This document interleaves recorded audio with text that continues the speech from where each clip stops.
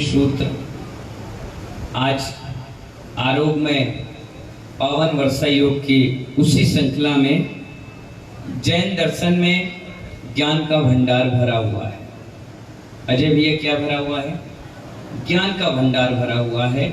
और कहा जाता है ज्ञान हमारे पूरी आयु पूर्ण होने के बाद भी समाप्त नहीं हो सकता। एक आचार्य ने तो ये कह दिया कि पूरी पृथ्वी को लेखनी बना लो, कागज बना लो, और जितने पेड़ पौधे उसकी लेखनी बना लो। जितना जल भरा हुआ 70% पूरे वर्ल्ड में उसकी स्याही बना दो, वो सारे के सारे कम पड़ जाएंगे। भगवान ने इतना अथाह ज्ञान हम सबको दे करके गए, समाप्त होने वाला नहीं। एक मंदिर तोड़ते हैं 50 खड़े हो जाते हैं, एक मुनि जाते हैं 50 तैयार हो जाते हैं। यानी ये बट वृक्ष का बीज है ज्ञान।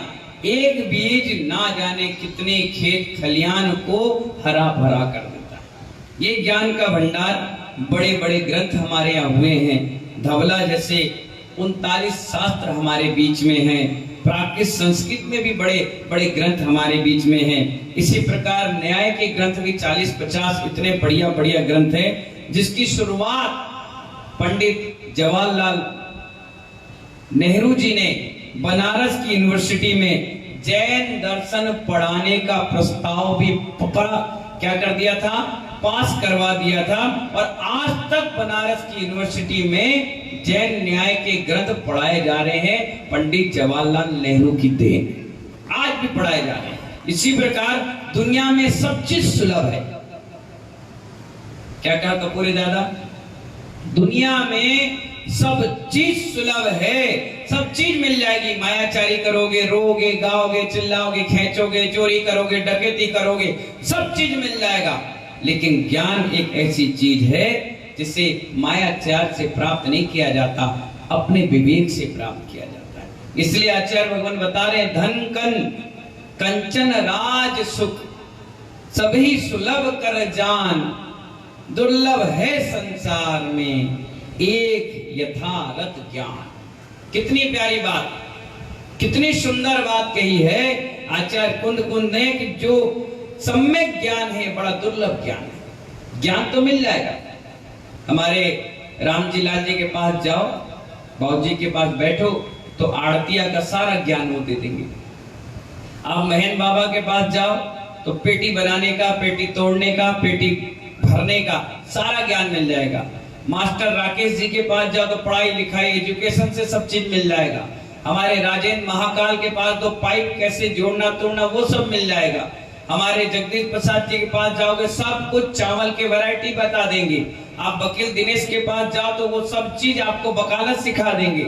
हमारे नीरू भाई के पास जाओ तो पेट्रोल में डीजल में क्या हिसाब किताब है सब बता देंगे। सब चीज मिलेगा ज्ञान। लेकिन आचार्य कह रहे दुर्लभ है सम्यक ज्ञान। सम्यक ज्ञान नहीं दे सकता। सम्यक ज्ञान तो महानुभाव ये बीतरागी निर्गंथ साधु के चरणों में और बीतरागी ग्रंथों को पढ़ने के बाद ही मिलेगा। इसलिए आचार्य कह रहे हैं सम्यक ज्ञान बहुत दुर्लभ ज्ञान, जिसमें ज्ञान चेतना की बात है, जिसमें आत्मा को परमात्मा बनाने की कला है, जिसमें नौकर को मालिक बनाने की कला है, वो कहलाता है सम्यक ज्ञान। और ये दुर्लभ ज्ञान हर किसी को दिया नहीं जाता और हर कोई इसको एक्सेप्ट भी नहीं कर पाता। महानुभाव सम्यक ज्ञान आचार्य भगवान कुंद आचार्य उमा स्वामी ने बीच में रखा। पहले का सम्यक दर्शन और सम्यक ज्ञान और सम्यक चारित्र मोक्ष मार्ग, ये मोक्ष मार्ग है। किसने कहा? आचार्य उमा स्वामी। लेकिन आचार्य कुंद कुंद इनसे भी पहले हुए, बहुत पुराने हुए, तो उन्होंने कह दिया कि जो सम्यक ज्ञान है इसको पहले ले आओ। उन्होंने कहा सबसे पहले ले आओ। और समय सार की उन्होंने गाथा दे दी 16वीं और 17वीं गाथा में कि पहले जानो फिर श्रद्धा रखो। अनुराग पंडित जी क्या कहा? पहले जानो फिर श्रद्धा रखो। उन्होंने बहुत बड़ा उदाहरण दिया हमारी माताओं बहनों को, क्योंकि सबसे ज्यादा भावुकता में आप फंस जाती है। हल्का सा किसी ने आपसे प्रेम से बोल लिया, हल्का से आपकी तारीफ कर ली, हल्का से आपको पुचकार लिया, हल्का से आपको आगे बढ़ा लिया और बहुमान सम्मान दे दिया, आप बिल्कुल सब कुछ चौपट कर बैठती है। कई बार ऐसा होता है ना किसी सराफे की दुकान पर आप गई और भाभी जी बहन जी करके वो नकली सोना भी आपको असली सोने के रूप में दे देता है। कई बार घरों में लोग आते हैं, लाइए चांदी की पालिश, सोने की पालिश, अभी आएगी दीपावली और महिलाएं उतार के सामग्री दे जाएंगी और पता चला वो जब जाएगा तो पीतल की रह जाएगी, 2 पैसे की नहीं रह जाती। तो कभी भी आप सोना लेने जाते हैं तो क्या किसी भी दुकान पर चले जाते हैं? कहां जाते हैं? जो गारंटेड होता है, जिसका आपका व्यवहार है, जिसको आप जानते हैं, परखते हैं। और सोना भी वो पीतल के रेट में तुम्हें दे दे या पीतल को सोने के रेट में दे दे, ले लोगे? कोई नहीं लेगा। पहले व्यक्ति सोना लेगा, कसौटी के पत्थर पर घिसेगा, उसका मार्का निकालेगा, हाँ कितना कैरेट का ये सोना है, उसके बाद 10 दुकान में पूछेगा, उसके बाद लेगा। यानी आपने जाना फिर लिया। आचार्य कुंद यही तो कह रहे हैं, पहले जानो ये है क्या, फिर उसके बाद पहचानो। हाँ श्रद्धा हो गई आपकी, अब आप उसको ले लीजिए, अब कोई दिक्कत की बात नहीं।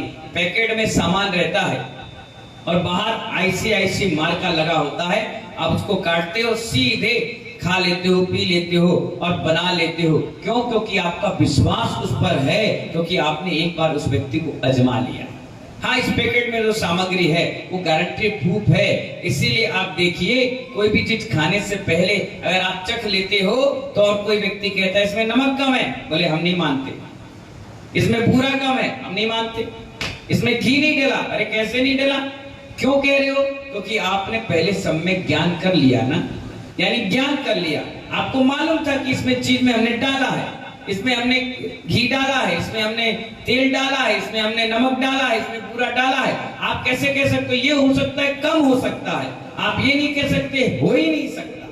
क्यों? क्योंकि आपने सम्यक ज्ञान यानी ज्ञान को प्राप्त कर लिया, उसके प्रति नॉलेज आपको है, इसलिए आप गारंटी देते हो। तो आचार्य भगवान भी हमको इसी में बताते हैं कि कोई भी व्यक्ति को खरीदने से पहले वो जांचता है, परखता है। जांचना परखना ही सम्यक ज्ञान है। क्या है? सम्यक ज्ञान है। ऐसा नहीं कहीं भी सिर पटक दिया, कहीं भी सिर पर चढ़ा दिया, कहीं भी अर्घ चढ़ा दिया, कहीं भी पूजा करने बैठ गए, नहीं। पहले सम्यक ज्ञान लगाओ वो पूजने लायक है भी कि नहीं, है कि नहीं, हम जिसको पूज रहे हैं। इसीलिए आचार्य भगवान बताते हैं कि ऐसे किसी भी धर्म को हम स्वीकार नहीं कर पाते। इसीलिए महानुभाव शब्द अनेक प्रकार के होते हैं। एक होता है दूध। क्या होता है? जोर से बोलो। मिल्क। इंग्लिश में क्या कहते हैं उसको? मिल्क कहते हैं ना। 2-3 प्रकार का मिल्क है, अब आपको बता रहे हैं, ठीक है। एक मिल्क आप पीते हैं जिसे आप गाय का दूध कहते हैं। क्या? जोर से बोलो। गाय का दूध सभी पीते हैं, भैंस का भी पी लेते हैं, पता नहीं चलता भैंस का कौन है गाय का कौन है। आप तो पीने से मतलब रखते हैं, गाय का दूध होता है, ठीक है। और एक होता है आंकड़ी का दूध। आंकड़ी समझ में आया? नहीं आया? जब आप कभी जंगल में जाएंगे तो वहां एक पेड़ लगा होता है ना, उसको थोड़ा सा छीलो तो उसके अंदर से दूध की धारा निकलती है, उसे क्या कहते हैं? आंकड़ी का दूध। क्या कहते हैं? आंकड़ी का दूध। वो दूध थोड़ी देर निकलने के बाद चिपचिपाता है। क्या होता है? बचपन में आपने खूब खेला होगा, खेला कि नहीं खेला? हाँ, तो उसे कहते हैं, वो भी दूध जैसा ही होता है, बिल्कुल व्हाइट। धोखे से अगर पी लो तो सीधे ऊपर ही चले जाओ।